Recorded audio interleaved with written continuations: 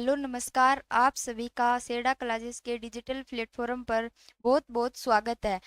हम सिंधु घाटी सभ्यता कंप्लीट कर चुके हैं और आज का हमारा टॉपिक होगा बौद्ध धर्म। बौद्ध धर्म एक बहुत ही छोटा लेकिन बहुत ज़्यादा इम्पोर्टेंट टॉपिक है। इसके अंदर से आर्मी के हर शिफ्ट में क्वेश्चन पूछे गए हैं। तो चलिए हेडिंग डालिए बौद्ध धर्म। सर्वप्रथम हेडिंग डालिए बौद्ध धर्म।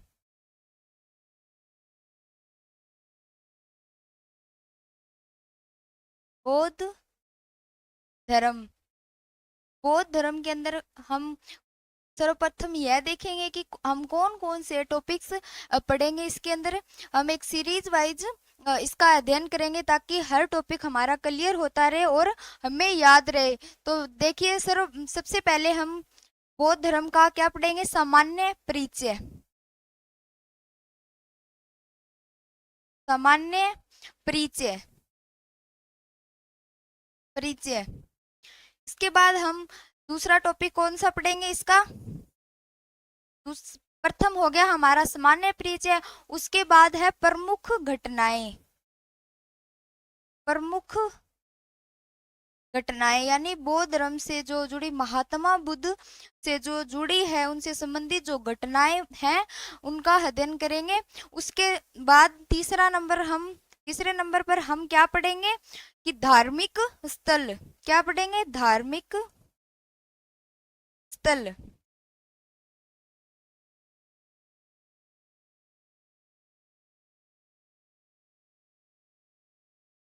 धार्मिक स्थल। और इसी के साथ हम पढ़ेंगे क्या? धार्मिक साहित्य। यानी बौद्ध धर्म का क्या नंबर पढ़े? क्या पढ़ेंगे हम? धार्मिक साहित्य। यानी बौद्ध धर्म से रिलेटेड जो ग्रंथ हैं, जो साहित्य है, उसका अध्ययन करेंगे। कौन? किसमें? धार्मिक साहित्य। उसके बाद हम 5 नंबर पर को क्या पढ़ेंगे? यहाँ लिख लीजिए 5 नंबर। क्या होगा? प्रथम हमारा सामान्य परिचय, उसके बाद पढ़ेंगे प्रमुख घटनाएं, उसके बाद धार्मिक स्थल, उसके बाद धार्मिक साहित्य और फिर पढ़ेंगे सबसे इम्पोर्टेंट टॉपिक है बौद्ध संगीतियां। क्या? बौद्ध संगीति। बौद्ध संगीति। और फिर पढ़ेंगे छठे नंबर पर क्या? अन्य। जो भी हमारे जो अन्य महत्वपूर्ण जो तथ्य रह जाते हैं इन टॉपिक्स के अलावा, हम उसका अध्ययन करेंगे। ठीक है, तो चलिए सर्वप्रथम हेडिंग डालिए क्या? सामान्य परिचय। सामान्य परिचय।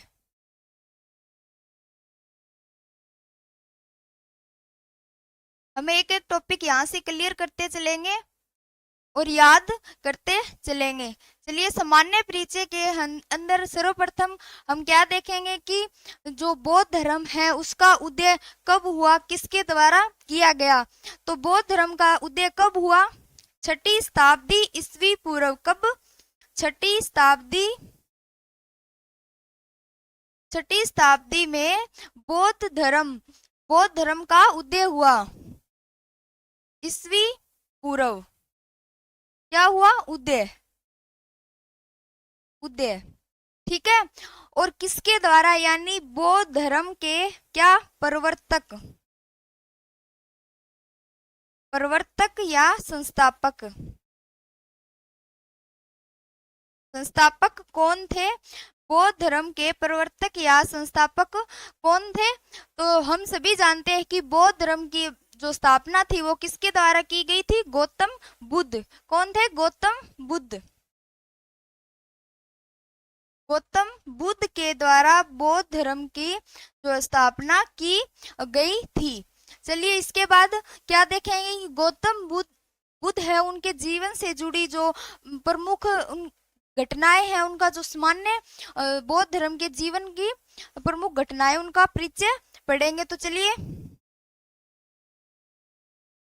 हेडिंग डालिए गौतम बुद्ध। गौतम बुद्ध। हम एक सीरीज वाइज चलेंगे ताकि हर टॉपिक हमारा जो पढ़ रहे हैं वो याद होता रहे, हमारा क्लियर होता रहे।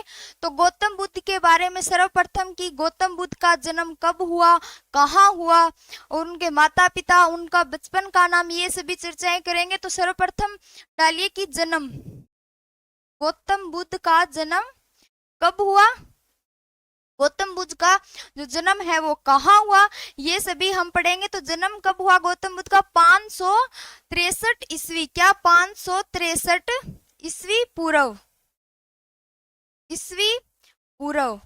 कब हुआ? 563 ईस्वी पूर्व। किसका जन्म? गौतम बुद्ध का जन्म। और कहाँ हुआ? लुम्बिनी वन, जो कहाँ स्थित है? नेपाल। तो लिखिए चलिए लुम्बिनी वन, लुम्बिनी वन नेपाल। कहाँ है? नेपाल, नेपाल। ठीक है, चलिए फिर देखते हैं इसके आगे कि गौतम बुद्ध के जो माता पिता है उनका नाम क्या था। गौतम बुद्ध के माता पिता का नाम, माता तथा पिता कौन थे? तो देखिए गौतम बुद्ध की माता का नाम क्या था? महामाया, महामाया। तथा पिता का नाम क्या था? सुधोधन। क्या था? सुधोधन, सुधोधन। ठीक है, क्लियर है इतना?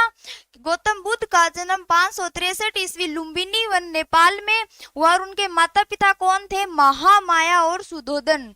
ठीक है, चलिए फिर देखते हैं कि गौतम बुद्ध के बचपन का नाम क्या था। बचपन का नाम, बचपन का नाम क्या था? सिद्धार्थ,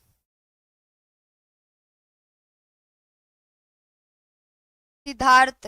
देखिए यहाँ कंफ्यूज मत होना कि गौतम बुद्ध है उनके बचपन का नाम सिद्धार्थ था, जो है महावीर स्वामी। क्या? महावीर स्वामी, महावीर स्वामी के पिता का नाम सिद्धार्थ था। तो यहाँ कंफ्यूज मत होना, सिद्धार्थ है जो गौतम बुद्ध के बचपन का नाम था और महावीर स्वामी के पिता का नाम भी सिद्धार्थ था। तो चलिए इनके इनके देखते हैं कि इनका पालन पोषण किनके द्वारा हुआ। इनका जन्म तो किसने दिया? इनका जन्म, इनको जन्म महामाया ने दिया, लेकिन इनका पालन पोषण किसने किया था? पालन पोषण, पालन पोषण है जो किसके द्वारा किया गया? प्रजापति गौतमी, प्रजापति गौतमी द्वारा इनका पालन पोषण किया गया था। और इनसे एक क्वेश्चन और बनता है प्रजापति गौतमी से कि बौद्ध धर्म ग्रहण करने वाली प्रथम महिला कौन थी? बौद्ध धर्म ग्रहण करने वाली प्रथम महिला कौन थी? प्रजापति गौतमी। कौन थी? प्रजापति गौतमी।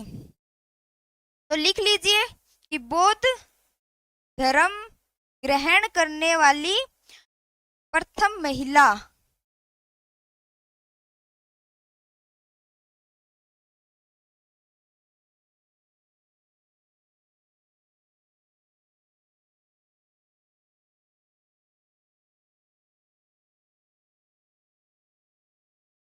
बौद्ध धर्म ग्रहण करने वाली क्या थी? प्रथम महिला कौन थी? महाप्रजापति गौतमी। चलिए इसके बाद क्या देखते हैं, इनकी पत्नी यानी इनकी शादी, इनका विवाह किनसे हुआ था? उनका नाम क्या था? पत्नी, इनकी पत्नी का नाम क्या था? यशोधरा, यशोधरा। क्या नाम था? यशोधरा। और इनसे उन्हें एक पुत्र की प्राप्ति हुई, उसका नाम क्या था? पुत्र, पुत्र का नाम क्या था? राहुल। क्या नाम था? राहुल। तो चलिए हमने क्या देखा, गौतम बुद्ध का जन्म 563 ईस्वी पूर्व लुम्बिनी वन में हुआ। उनके माता का नाम महामाया तथा पिता का नाम सुधोधन था तथा उनके बचपन का नाम था सिद्धार्थ। उनका पालन पोषण महाप्रजापति गौतमी द्वारा किया गया, जो बौद्ध धर्म ग्रहण करने वाली प्रथम महिला थी। उनकी पत्नी का नाम यशोधरा और तथा पुत्र का नाम क्या था, राहुल। चलिए नेक्स्ट, इसके आगे हम क्या देखते हैं, क्या इनका एक इंपॉर्टेंट क्वेश्चन और है यहाँ से कि गुरु का नाम भी पूछा जाता है कि गौतम बुद्ध के गुरु का नाम क्या था। गुरु का नाम क्या था, तो इनके गुरु कौन थे, अलार कलाम। अलार कलाम। आपकी जो परीक्षा है उसकी दृष्टि से बस इम्पोर्टेंट जो है आपकी परीक्षा की दृष्टि से वो ही क्वेश्चन यहाँ करवाए जाएंगे, ठीक है। तो चलिए इनके गुरु का नाम क्या था, अलार कलाम। और फिर देखते हैं कि इनकी मृत्यु कब हुई, यानी गौतम बुद्ध की मृत्यु कब हुई। उनका जन्म कब हुआ, 563 ईस्वी तथा उनकी मृत्यु कब हुई, 483 ईस्वी पूर्व। कब हुई, 483 ईस्वी पूर्व इनकी मृत्यु हुई। और कितनी वर्ष की आयु में, 80 वर्ष की आयु, 80 वर्ष की आयु में इनकी मृत्यु हुई। और कहाँ हुई, स्थान भी पूछा जाता है, कहाँ हुई, कुशीनगर। कहाँ हुई, सॉरी, कुशीनारा। कुशीनारा में इनकी मृत्यु हुई 80 वर्ष की आयु में। और यहाँ से एक और इम्पोर्टेंट क्वेश्चन है कि इनके जो अवशेष हैं, इनकी जो अस्थियां हैं वो 8 स्थानों पर दफनाई गई। कहाँ है, 8 स्थानों पर दफनाई गई।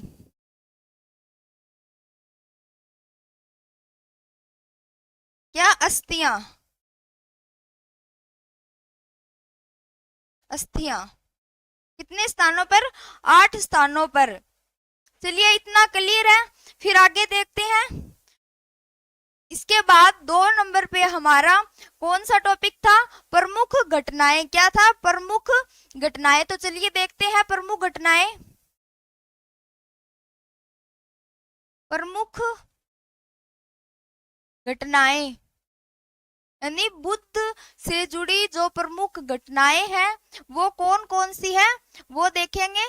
तो सर्वप्रथम लिखिए, फर्स्ट कौन सी है, फर्स्ट है महाभिनिशीकर्मण। क्या है, महाभिनिशीकर्मण। चलिए लिखिए, महाभिनिशीकर्मण।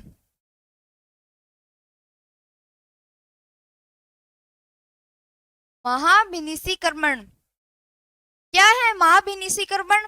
तो यह है बुद्ध के जो जन्म है, बुद्ध के जन्म की जो महाभिनिशीकर्मण क्या है, बुद्ध के गृह त्याग, बुद्ध के गृह त्याग की घटना को क्या कहा जाता है, महाभिनिशीकर्मण। बुद्ध के गृह त्याग की घटना को, गृह त्याग की घटना को क्या कहा जाता है, महाभिनिशीकर्मण। और यह गौतम बुद्ध कितनी आयु के थे, 29 वर्ष की आयु में उन्होंने क्या किया था, गृह त्याग। कितनी वर्ष की आयु में, 29 वर्ष की आयु में क्या किया था, गृह त्याग। चलिए दूसरी घटना हम देखते हैं, दूसरी कौन सी है, दूसरी घटना कौन सी है। चलिए दूसरी देखते हैं कि दूसरी कौन सी है। दूसरी है संबोधि। संबोधि क्या है कि बुद्ध के ज्ञान प्राप्ति की घटना को, क्या, ज्ञान प्राप्ति की घटना को क्या कहा जाता है, संबोधि। और बुद्ध को ज्ञान की प्राप्ति कब हुई, कहाँ हुई। तो बुद्ध को ज्ञान की प्राप्ति बोध गया नामक स्थान पर, कहा, बोध गया नामक स्थान पर हुई। और उस समय उनकी आयु क्या थी, तो उस समय उनकी आयु थी 35 वर्ष। क्या, 35 वर्ष की आयु में उन्हें ज्ञान की 35 वर्ष की आयु में उन्हें ज्ञान की प्राप्ति हुई और कहाँ हुई? बोध गया में।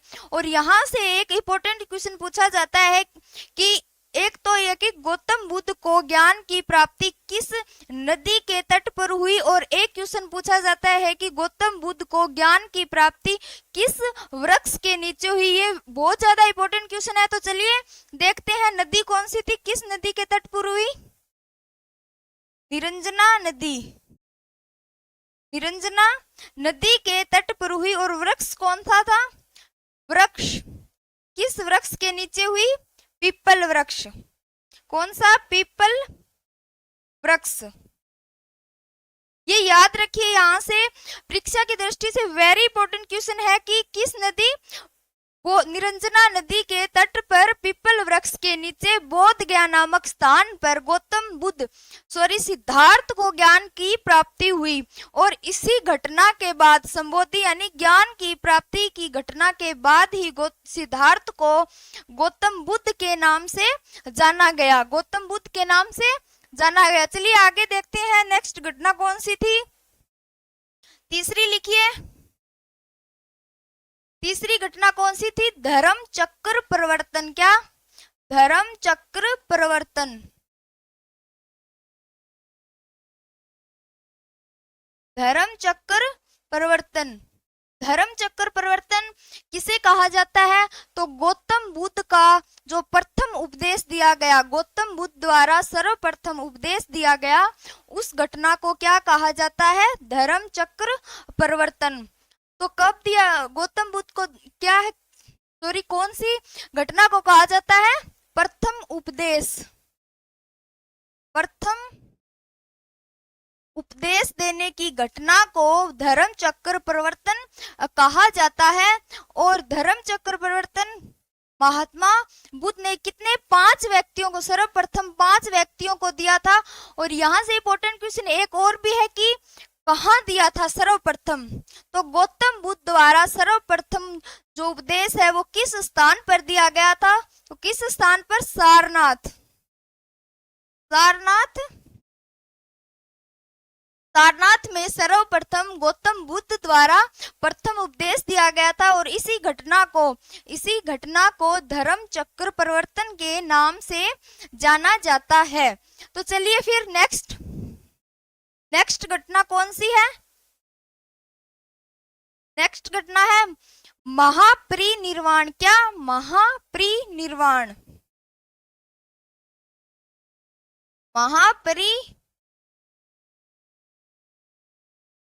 महापरिनिर्वाण यानी महापरिनिर्वाण किस घटना को कहा जाता है? महापरिनिर्वाण किस घटना को कहा जाता है? गौतम बुद्ध की मृत्यु जो है उस घटना को क्या कहा जाता है? महापरिनिर्वाण। यानी गौतम बुद्ध को मृत्यु, यानी गौतम बुद्ध को मोक्ष की प्राप्ति, गौतम बुद्ध को निर्वाण की प्राप्ति जो हुई, उस घटना को महापरिनिर्वाण कहा जाता है। मृत्यु हम देख चुके हैं कि 483 ईस्वी पूर्व में इनकी मृत्यु हुई। 483 ईस्वी पूर्व में इनकी मृत्यु हुई। और कहाँ हुई? कुशीनारा में। कहाँ हुई? कुशीनारा में। कुशीनारा में। ठीक है, इतना क्लियर है। चलिए फिर आगे बढ़ते हैं। नेक्स्ट हमारा कौन सा है? इसके बाद है धार्मिक स्थल। तो चलिए हेडिंग डालिए अगली, धार्मिक स्थल। हम एक ही क्लास में इस पूरे टॉपिक को कंप्लीट कर लेंगे। क्या है? धार्मिक स्थल। धार्मिक स्थल कौन कौन से हैं? तो देखिए सर्वप्रथम एक है चैत्य। या इसको क्या बोला जाता है? स्तूप। क्या बोला जाता है? स्तूप। तो चैत्य या स्तूप क्या है? तो ये है जो भिक्षु है, भिक्षुओं के अस्थियों पर बने भवन है, जहां इनकी अस्थियां हैं उनके ऊपर जो इमारत भवन जो बनाया गया है उसको क्या कहा जाता है? स्तूप या चैत्य। और यह जो निर्माण करने की प्रथा कब चालू हुई? गौतम बुद्ध की जो मृत्यु हुई, उनको मोक्ष की प्राप्ति हुई, उस समय सर्वप्रथम स्तूप बनाए गए, तो वहां से प्रथा चालू हुई। तो क्या है चैत्य? भिक्षुओं की अस्थियों पर बने भवन, ठीक है, जो उनका स्थल है उन्हें क्या कहा जाता है? स्तूप। और सेकंड कौन सा है? सेकंड कौन सा है? 2 नंबर पर क्या है? विहार। एक है विहार। विहार किसे बोला जाता है? तो यह भिक्षुओं भिक्षुओं के लिए जो निवास स्थान बनाए गए थे, भिक्षुओं के लिए निवास स्थान यानी भिक्षुओं के रहने के जो स्थान, उनकी रहने की जो व्यवस्था की गई थी, वो क्या, उस भवन को किस नाम से जाना जाता है? विहार। भिक्षुओं के लिए निवास स्थान क्या है? विहार। विहार, ठीक है, इतना क्लियर है। चैत्य स्तूप जो है वो भिक्षुओं की अस्थियों पर बने, और विहार है वो भिक्षुओं के निवास स्थान, ठीक है। तो चलिए आगे बढ़ते हैं। उसके बाद हेडिंग डालिए, अगली हमारी हेडिंग क्या है? धार्मिक साहित्य। क्या है? धार्मिक साहित्य।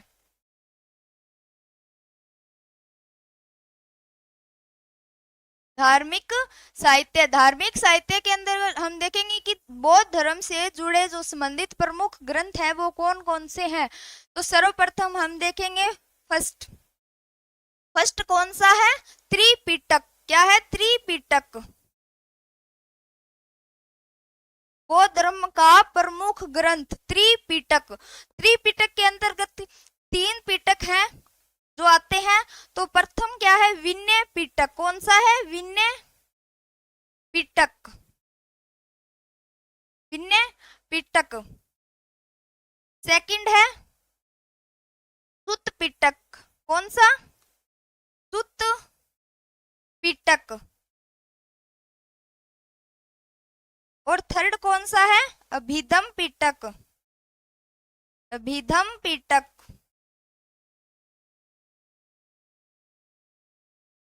अभिधम पिटक।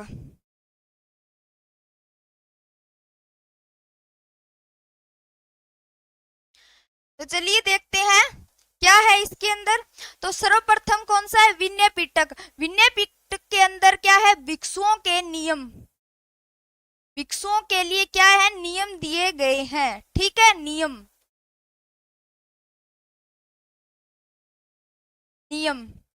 सेकंड क्या है? सुत पिटक। इसके अंदर क्या है? बुद्ध की शिक्षाएं, यानी गौतम बुद्ध द्वारा जो शिक्षाएं दी गई हैं वो सभी, उनका संग्रह किसमें है? उनका संग्रह सुत पिटक में। और तीसरा क्या है? अभिधम पिटक। इसके अंदर दर्शन और आध्यात्मिक शिक्षाएं हैं। क्या? दर्शन और आध्यात्मिक शिक्षाएं। दर्शन व आध्यात्मिक।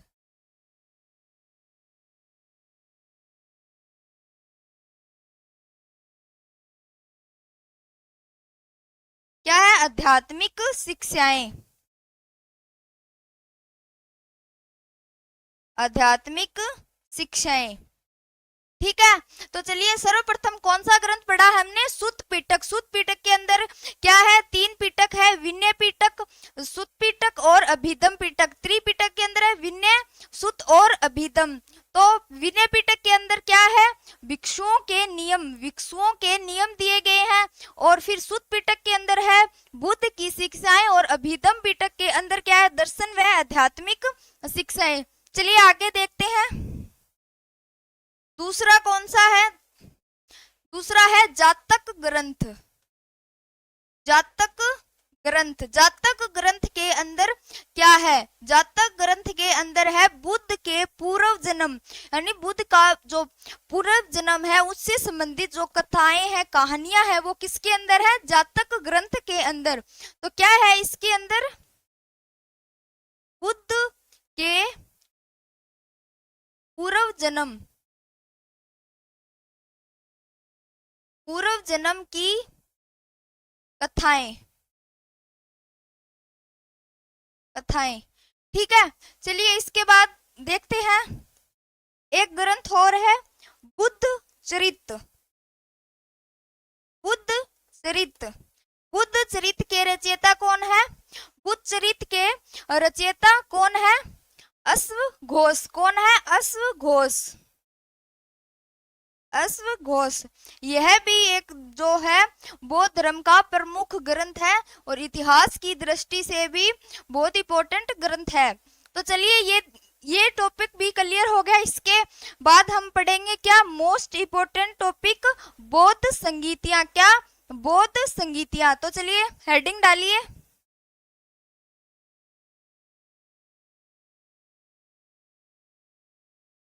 बौद्ध संगीतियां।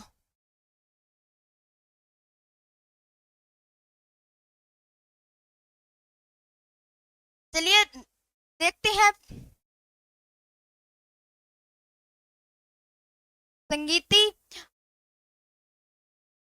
हम एक इंडेक्स के माध्यम से समझेंगे, एक सारणी के माध्यम से इसे समझेंगे। तो चलिए बनाइए पहले संगीति, फिर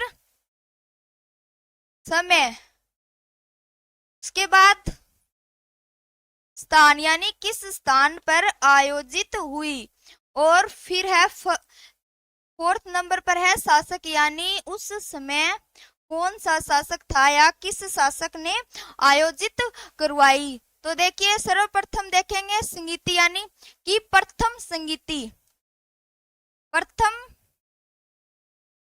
प्रथम संगीति, प्रथम संगीति कब हुई? तो प्रथम संगीति कब हुई? 483 ईस्वी यानी गौतम बुद्ध की मृत्यु हुई तब। मृत्यु के समय कब हुई? 483 ईस्वी पूर्व। कब हुई? 483 ईस्वी पूर्व। फिर देखते हैं कहाँ हुई, यानी प्रथम बौद्ध संगीति है वो कहाँ आयोजित हुई? तो कहाँ हुई? राजगृह। राजगृह में आयोजित हुई। और इस समय कौन सा शासक था यानी किस शासक ने आयोजित करवाई? तो क्या नाम था? अजातशत्रु। अजातशत्रु। अजातशत्रु द्वारा प्रथम बौद्ध संगीति 483 ईस्वी पूर्व में राजगृह में आयोजित करवाई गई। ठीक है, देखते हैं सेकंड यानी दूसरी बौद्ध संगीति। द्वितीय बौद्ध संगीति। द्वितीय बौद्ध संगीति कब आयोजित हुई? तो यह से इसके 100 वर्ष बाद यानी 383 ईस्वी पूर्व। 100 वर्ष बाद, प्रथम बौद्ध संगीति के 100 वर्ष बाद या महात्मा गौतम बुद्ध के मृत्यु के 100 वर्ष बाद आयोजित हुई 383 ईस्वी पूर्व। और कहाँ आयोजित हुई? तो कहाँ आयोजित हुई? किस स्थान पर? वैशाली। वैशाली में आयोजित हुई। किस शासक के काल में? कालाशोक। कालाशोक शासक था उस समय, उसने आयोजित करवाई। ठीक है, क्लियर है इतना? चलिए आगे देखते हैं। फिर आगे देखते हैं कौन सी संगीति? तीसरी बौद्ध संगीति कब आयोजित हुई? तीसरी बौद्ध संगीति कब आयोजित हुई? चलिए देखते हैं कब आयोजित हुई, किस स्थान पर? तीसरी यानी तृतीय बौद्ध संगीति कब आयोजित हुई? तृतीय बौद्ध संगीति 251 ईस्वी पूर्व। 251 ईस्वी पूर्व में आयोजित हुई। कब? 251 ईस्वी पूर्व। और कहाँ आयोजित हुई? तो कहाँ आयोजित हुई? पाटलिपुत्र। पाटलिपुत्र में आयोजित हुई। पाटलिपुत्र में आयोजित तृतीय बौद्ध संगीति कब? 251 ईस्वी पूर्व पाटलिपुत्र में आयोजित हुई। और उस समय शासक यानी किस शासक के काल में हुई? तो इस समय शासक थे अशोक। अशोक महान। अशोक के काल में तृतीय बौद्ध संगीति का आयोजन किया गया। फिर देखते हैं चतुर्थ बौद्ध संगीति। चतुर्थ बौद्ध संगीति कब आयोजित हुई? तो चतुर्थ बौद्ध संगीति है वो प्रथम शताब्दी, कब? प्रथम शताब्दी में आयोजित हुई। और कहाँ आयोजित हुई? तो देखिए कुंडलग्राम, कहाँ स्थित है? कुंडलग्राम, कश्मीर। कहाँ? कुंडलग्राम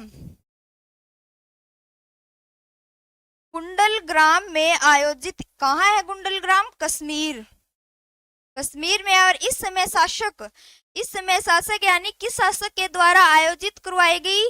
तो कौन था शासक इस समय? कनिष्क। कौन थे? कनिष्क। ठीक है, क्लियर है इतना। और एक चीज यहाँ से, कनिष्क यानी चतुर्थ जो बौद्ध संगीति आयोजित हुई कनिष्क समय। इस समय बौद्ध धर्म है जो दो भागों में, हीनयान और महायान में विभाजित हो गया था। क्या? हीनयान और महायान, दो भागों में, हीनयान और महायान में विभाजित हो चुका था। किस संगीति में हुआ था? चतुर्थ बौद्ध संगीति प्रथम शताब्दी में आयोजित कहाँ हुई? कुंडलग्राम, कनिष्क के समय। चलिए, क्लियर है इतना। फिर देखते हैं नेक्स्ट। इसके बाद हमारे जो क्या है, अन्य महत्वपूर्ण तथ्य देखेंगे। लास्ट टॉपिक, हेडिंग डालिए अन्य महत्वपूर्ण तथ्य। इसके अंदर जो हमारे और जो इसके अलावा जो टॉपिक्स बच गए हैं, जो बातें बच गई है, इसके अंदर करेंगे। तो देखिए, सर्वप्रथम देखते हैं कि गौतम बुद्ध को एशिया का क्या बोला जाता है? एशिया का ज्योतिपुंज। एशिया का ज्योतिपुंज किसे बोला जाता है? तो गौतम बुद्ध। किसे? गौतम बुद्ध को एशिया का ज्योतिपुंज कहा जाता है।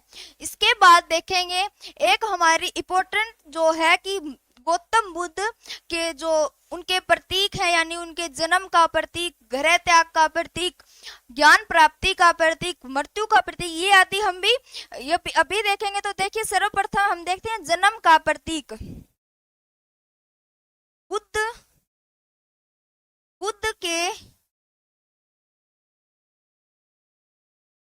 बुद्ध से संबंधित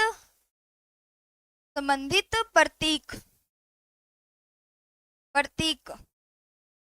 तो चलिए देखते हैं बुद्ध से संबंधित प्रतीक कौन कौन से हैं। तो सर्वप्रथम देखते हैं जन्म से संबंधित प्रतीक कौन सा है? जन्म है उनका प्रतीक क्या? गौतम बुद्ध के जन्म का प्रतीक सांड या कमल। क्या? सांड या कमल को गौतम बुद्ध के जन्म का प्रतीक माना जाता है। क्या माना जाता है? जन्म का प्रतीक माना जाता है। चलिए फिर देखते हैं इसके आगे जन्म। फिर देखते हैं गृह त्याग का प्रतीक, यानी गौतम बुद्ध के गृह त्याग को किस प्रतीक से दर्शाया जाता है? तो गौतम बुद्ध के गृह त्याग का प्रतीक था घोड़ा। घोड़े को गौतम बुद्ध के गृह त्याग का प्रतीक माना जाता है। फिर देखते हैं ज्ञान प्राप्ति। ज्ञान प्राप्ति का प्रतीक क्या है? ज्ञान प्राप्ति का प्रतीक है पीपल वृक्ष। और इसी के नीचे गौतम बुद्ध को ज्ञान की प्राप्ति हुई थी। फिर इसके बाद नेक्स्ट कौन सा रह गया हमारा? निर्वाण का प्रतीक। निर्वाण यानी गौतम बुद्ध को निर्वाण की जो प्राप्ति हुई उसका प्रतीक क्या है? उसका प्रतीक देखिए, उसका प्रतीक क्या है? निर्वाण। क्या? निर्वाण का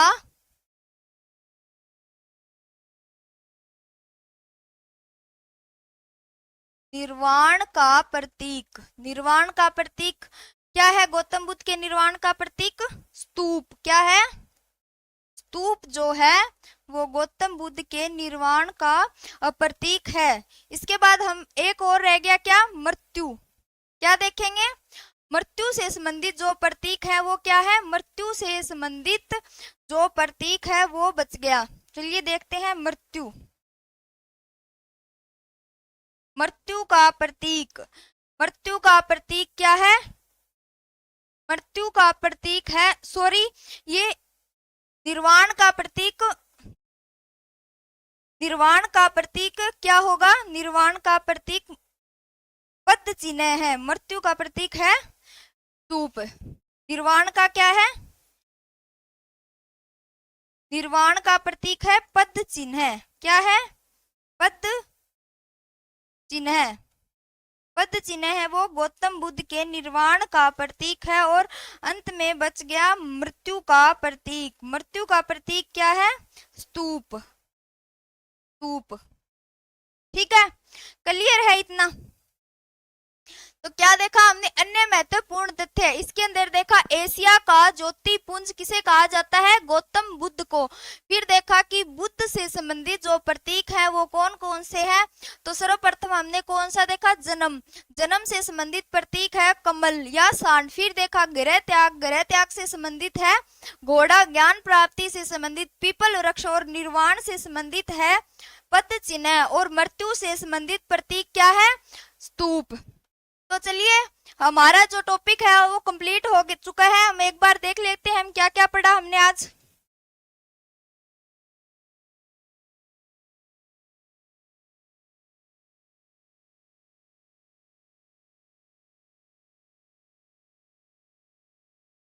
यहाँ से शुरू किया बौद्ध धर्म। तो आज हमने जो बौद्ध धर्म के है उनके साथ जो क्वेश्चन हमारे एग्जाम की दृष्टि से इम्पोर्टेंट है वो इसी क्लास में क्लियर कर चुके हैं। तो देखिए हमने सर्वप्रथम सामान्य परिचय पढ़ा, उसके बाद प्रमुख घटनाएं, धार्मिक स्थल, धार्मिक साहित्य, बौद्ध संगीतियां और अन्य तथ्य पढ़े। तो चलिए देखते हैं सामान्य परिचय। सामान्य परिचय के अंदर क्या क्या पढ़ा कि बौद्ध धर्म जो है उसका उदय कब हुआ? तो बौद्ध धर्म का उदय 6वीं शताब्दी ईस्वी पूर्व में। इसके प्रवर्तक कौन थे? गौतम बुद्ध। गौतम बुद्ध द्वारा 6वीं शताब्दी ईस्वी पूर्व में बौद्ध धर्म का उदय या जो है प्रतिपादन किया गया। चलिए उसके बाद क्या है? उसके बाद हमने क्या देखा? उसके बाद है गौतम बुद्ध के जो उनका सामान्य परिचय। तो देखिए सर्वप्रथम देखा जन्म। जन्म कब हुआ? 563 ईस्वी पूर्व। 563 ईस्वी पूर्व लुम्बिनी वन में, जो कहाँ स्थित है? वर्तमान नेपाल में स्थित है। माता पिता, माता का नाम महामाया तथा पिता का नाम सुधोधन था। और चलिए फिर देखा हमने बचपन का नाम। बचपन का नाम क्या था? सिद्धार्थ। इसके बाद देखा पालन पोषण। इनका पालन पोषण किनके द्वारा किया गया? तो पालन पोषण प्रजापति गौतमी द्वारा किया गया। और प्रजापति गौतमी को जो है बौद्ध धर्म ग्रहण करने वाली क्या थी? प्रथम महिला। इसके बाद हमने देखा पत्नी। पत्नी का नाम क्या था? यशोधरा। क्या था? यशोधरा। और पुत्र क्या नाम था? राहुल। फिर हमने आगे क्या देखा कि गुरु का नाम क्या था? गुरु थे इनके अलार कलाम। क्या थे? अलार कलाम, जो योग दर्शन से संबंधित है। इसका आगे है मृत्यु।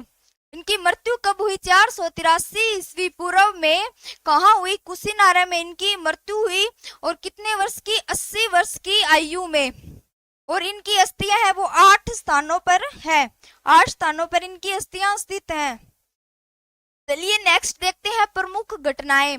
तो सर्वप्रथम हमने घटनाओं में देखा महाभिनिशीकरण। महाभिनिशीकरण क्या है? गौतम बुद्ध की गृह त्याग की घटना। गृह त्याग की घटना महाभिनिशीकरण कितने वर्ष की? 29 वर्ष की आयु में गृह त्याग किया। नेक्स्ट है संबोधि। संबोधि ज्ञान की प्राप्ति की घटना को कहा जाता है। ज्ञान की प्राप्ति गौतम बुद्ध को 35 वर्ष की आयु में, कितनी? 35 वर्ष की आयु में हुई। और कहाँ हुई? बोध गया में। बोध गया में गौतम बुद्ध को क्या है? ज्ञान प्राप्ति हुई। और किस नदी? निरंजना नदी के तट पर। और पीपल वृक्ष। किस वृक्ष? पीपल वृक्ष के नीचे। चलिए नेक्स्ट देखते हैं अगली घटना है धर्म चक्र परिवर्तन। धर्म चक्र परिवर्तन है गौतम बुद्ध द्वारा दिया गया प्रथम उपदेश। क्या है? प्रथम उपदेश जो कहाँ दिया गया? सारनाथ में। कहाँ दिया गया? सारनाथ। अगली घटना है महापरिनिर्वाण। महापरिनिर्वाण गौतम बुद्ध की मृत्यु की घटना को क्या कहा जाता है? महापरिनिर्वाण। जो कब हुई? 483 ईस्वी पूर्व कुशीनारा में। ठीक है। फिर आगे है धार्मिक स्थल। धार्मिक स्थल के अंदर हमने पढ़ा चैत्य या स्तूप। जो ये जो भवन है कौन से हैं? चैत्य या स्तूप। ये क्या है? भिक्षुओं की जो अस्थियां हैं उन स्थानों को क्या कहा जाता है? स्तूप या चैत्य। ठीक है, अगला है विहार। क्या है? विहार। विहार है भिक्षुओं के जो निवास स्थान है, भिक्षुओं के लिए जो निवास स्थान बनाए गए थे जो जगह जगह, उन्हें क्या कहा जाता था? विहार। और प्रमुख चैत्य भी है, जो स्तूप है प्रमुख, उनके नाम भी लिख लीजिए। क्या है? नाम लिख लीजिए कौन कौन से है। प्रथम क्या है? सांची का स्तूप। सांची का स्तूप। सेकंड कौन सा है? सेकंड है बरहूत का स्तूप। बरहूत का स्तूप। और अगला कौन सा है? अमरावती। अमरावती का स्तूप। अमरावती कहाँ है? आंध्र प्रदेश। और ये दोनों कहाँ है? मध्य प्रदेश में। सांची और बरहूत मध्य प्रदेश, अमरावती है आंध्र प्रदेश में। ठीक है, क्लियर है इतना? चलिए नेक्स्ट। फिर हमने देखा धार्मिक साहित्य। धार्मिक साहित्य के अंतर्गत हमने देखा कि सर्वप्रथम देखा त्रिपिटक। इसके अंदर क्या है? विनय पिटक, सूत पिटक और अभिधम पिटक। विनय पिटक क्या है? भिक्षुओं के लिए जो नियम निर्धारित किए गए हैं वो विनय पिटक के अंतर्गत है। फिर है बुद्ध की जो शिक्षाएं हैं वो किसके अंदर है? सूत पिटक के अंतर्गत है। और जो अभिधम पिटक है उसके अंदर दर्शन और आध्यात्मिक, क्या? दर्शन और आध्यात्मिक बातों यानी शिक्षाओं का वर्णन है। फिर देखते हैं नेक्स्ट। अगला है कौन सा ग्रंथ है? जातक ग्रंथ। जातक ग्रंथ के अंदर क्या है? बुद्ध के पूर्व जन्म की जो कथाएं हैं, जो कहानियां हैं वो किसके अंदर है? जातक ग्रंथ के अंतर्गत है। अगला है बुद्ध चरित। बुद्ध चरित के रचयिता कौन थे? अश्वघोष। यह भी एक बुद्ध धर्म का एक धार्मिक ग्रंथ है। चलिए फिर देखा हमने बौद्ध संगीतियां।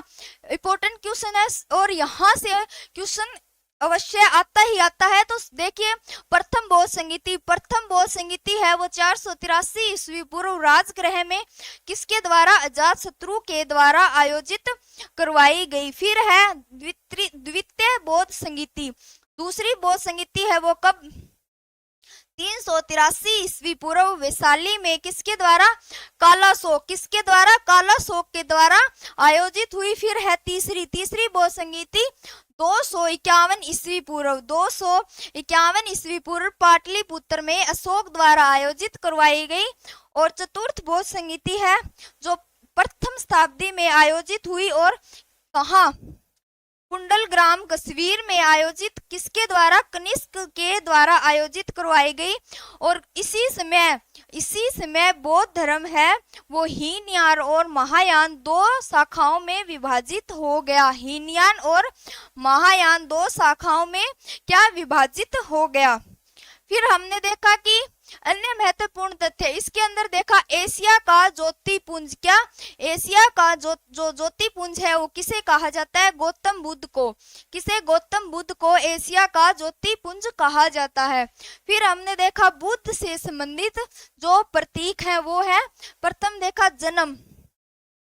जन्म से संबंधित प्रतीक है कमल या सांड। फिर है गृह त्याग। गृह त्याग से संबंधित है घोड़ा। फिर देखा ज्ञान प्राप्ति। ज्ञान प्राप्ति से संबंधित प्रतीक है पीपल का वृक्ष। अगला है पद चिन्ह। पद चिन्ह किससे संबंधित है? निर्वाण। किससे? निर्वाण से संबंधित है पद चिन्ह। और फिर देखा मृत्यु। मृत्यु से संबंधित क्या है? स्तूप। चलिए हमारा जो टॉपिक है बुद्ध धर्म वो कंप्लीट हो चुका है। तो आशा करते हैं कि ये टॉपिक आपका अच्छे से क्लियर हो गया होगा। तो मिलते हैं हमारी अगली क्लास में एक बेहतरीन कंटेंट के साथ, एक अच्छे से टॉपिक के साथ। तो चलिए आज के लिए बस इतना ही। जय हिंद, जय भारत।